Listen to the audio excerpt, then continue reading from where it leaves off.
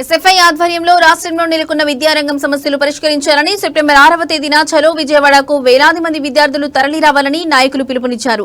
Pending లో 6,400 కోట్ల రూపాయలు బకాయిలు ఉండడంతో రాష్ట్రంలోని విద్యార్థులు తీవ్ర అవస్థలు పడుతున్నారని, వారి చదువులు సజావుగా కొనసాగటం లేదని, ఫీజులు చెల్లించాలని కళాశాల యాజమాన్యం విద్యార్థులను ఇబ్బంది పెడుతున్నా రాష్ట్ర కూటమి ప్రభుత్వం ఏమాత్రం పట్టకపోవడం సిగ్గుచేటని ఎస్ఎఫ్ఐ జిల్లా అధ్యక్ష కార్యదర్శులు అక్బర్, భగత్ రవిలు ఆందోళన వ్యక్తం చేశారు.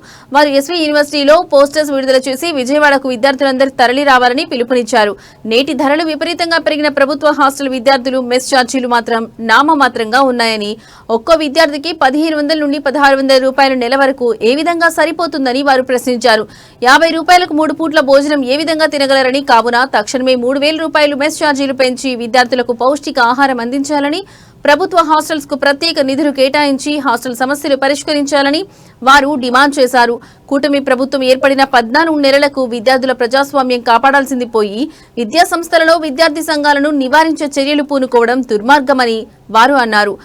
ప్రొఫెసర్స్ పోస్టులు భర్తీ చేయక కొన్ని డిపార్ట్మెంట్లు విలీనమై మూసివేసే పరిస్థితి నెలకొందని, తక్షణమే యూనివర్సిటీలకు బడ్జెట్ కేటాయించి పోస్టులు భర్తీ చేసి యూనివర్సిటీ లా స్వయం ప్రాతిపదికను కాపాడాలని విద్యారంగం ప్రధాన డిమాండ్స్ సాధనకై సెప్టెంబర్ 6వ తేదీన చలో విజయవాడ కార్యక్రమం నిర్వహించడం జరిగింది అని, విద్యార్థుల హక్కుల కోసం అందరూ కదిలి రావాలని పిలుపునిచ్చారు.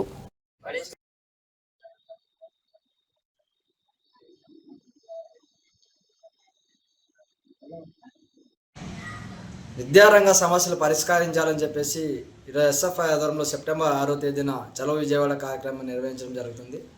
ఈరోజు రాష్ట్రంలో కూటమి ప్రభుత్వం ఏర్పడి 14 నెలలు గడుస్తున్నా ఈరోజు విద్యారంగ సమస్యలపై ఏమాత్రం ఈరోజు శ్రద్ధ వహించకుండా ఈరోజు విద్యాశాఖ మంత్రి గారు చాలా పూర్తిగా నిర్లక్ష్యంగా వ్యవహరిస్తున్నారు. ఇప్పుడు విద్యలో విప్లవం తీసుకొస్తామని చెప్పినటువంటి లోకేష్ బాబు గారు ఈరోజు రాష్ట్రంలో అనేక మంది వేలాది మంది విద్యార్థులు అనేక రకాలుగా అవస్థలు పడుతున్నా ఈరోజు కేవలం అధికారులతో సమీక్ష తప్పితే ఈరోజు విద్యార్థుల సమస్యలు ఏమాత్రం పరిష్కారం కాలేవు. ప్రధానంగా ఈరోజు రాష్ట్రంలో నెలకొన్న ప్రధానమైనటువంటి సమస్య స్కాలర్షిప్ రీఎంబర్స్మెంట్.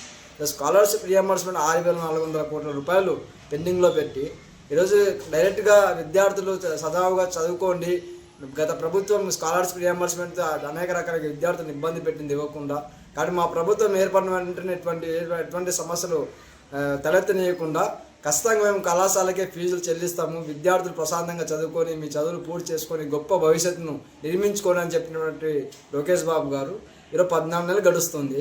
ఈరోజు కళాశాలకి ఏమాత్రం మీరు ఫీజు చెల్లించలేదు. ఈ ఫీజు చెల్లించలేకపోవడం వల్ల కళాశాల యజమానులు అందరూ కూడా ఈరోజు విద్యార్థులు ప్రభుత్వంతో సంబంధం లేదు, మా ఫీజులు మాకు చెల్లించండి అని చెప్పేసి విద్యార్థులని ఈరోజు ఇబ్బంది పెడుతున్న పరిస్థితి.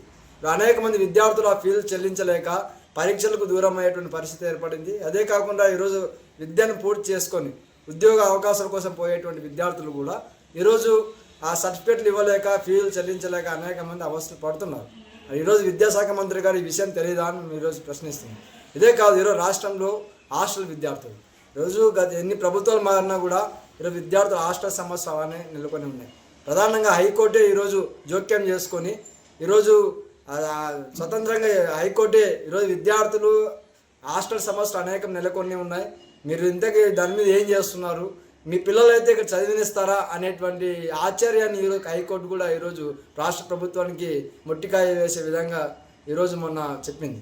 మళ్ళీ ఈరోజు హాస్టల్లో సమస్యలపైన మంత్రులు, కలెక్టర్లు, అనేక మంది అధికారులు సమీక్షిస్తున్నారు తప్పితే క్షేత్రస్థాయిలో ఈరోజు విద్యార్థులు నెలకొంటున్న సమస్యలు మాత్రం అలానే ఉన్నాయి. ఈరోజు ప్రధానంగా వర్షాలు వస్తే అనేక సొంత బిల్డింగ్ లేక విద్యార్థులు అనేక రకాలుగా అవస్థలు పడుతున్నారు. మరి ఈరోజు హాస్టల్ సమస్యల పైన ఈరోజు మెస్ ఛార్జీలు లేవు. మెస్ ఛార్జీలు ఈరోజు ఒక విద్యార్థికి 1,500 నుంచి 1,600 రూపాయలు ఇస్తున్నారు. ఆ 1,500, 1,600 అంటే ఒక్క రోజుకి 53 రూపాయలు, 50 రూపాయలు ఇస్తే ఆ విద్యార్థి 3 పూట్ల అన్నం ఏ విధంగా తినగలుగుతాడు? ఈరోజు మీరు మంత్రులు మీటింగ్లు పెట్టుకుంటే ఒక రోజు ఖర్చు 1 కోటి రూపాయల నుంచి 2 కోట్ల రూపాయల దాకా ఈరోజు ఖర్చులు పెడతారే. మరి ఈరోజు పేద బడుగు బలహీన వర్గాల విద్యార్థులు మాత్రము 53 రూపాయలకి ఈరోజు 3 పూట్ల అన్నం తిందంటే ఏ విధంగా తినగలుగుతారు? కనీసం మీ అధికారులకి కనీసం బుద్ధి ఉందా అనేటువంటి ఆలోచించాల్సిన పరిస్థితి ఏర్పడింది. అందుకే ఈ రేటు ధరలకు అనుగుణంగా ఈరోజు విద్యార్థులకి మెస్ ఛార్జీలు 3,000 రూపాయలు పెంచాలని చెప్పేసి, అదేవిధంగా ఈరోజు యూనివర్సిటీస్ రాష్ట్రంలో యూనివర్సిటీలు అన్నీ కూడా ఈరోజు ఐసీయూలో నెలకొంటున్నాయి. ప్రొఫెసర్ పోస్టులు భర్తీ చేయక 15 సంవత్సరాలు అవుతుంది.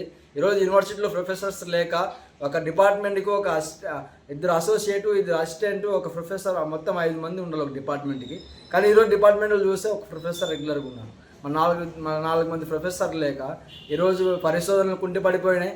అదేవిధంగా డిపార్ట్మెంట్లు మూసేసుకున్న పరిస్థితి ఏర్పడింది. అంటే ఈరోజు ప్రభుత్వ విద్యను నీరు గార్చడం చర్యలు ఈరోజు కూటమి ప్రభుత్వం ఈరోజు స్పష్టంగా కనిపిస్తుంది. అందుకే ఈరోజు ఈ విద్యారంగ సమస్యలు ఇప్పటికైనా లోకేష్ బాబు గారు స్పందించాలి. తక్షణమే విద్యారంగంలో ప్రక్షాళన చేసి విద్యార్థుల సమస్యలను పోస్టులను భర్తీ చేయాలి, విద్యార్థి సమస్య పరిష్కరించాలి. ఇటువంటి విద్యారంగ సమస్యలపైన రేపు చలో విజయవాడ కార్యక్రమం నిర్వహించడం జరిగింది. కాబట్టి వేలాది మంది విద్యార్థులు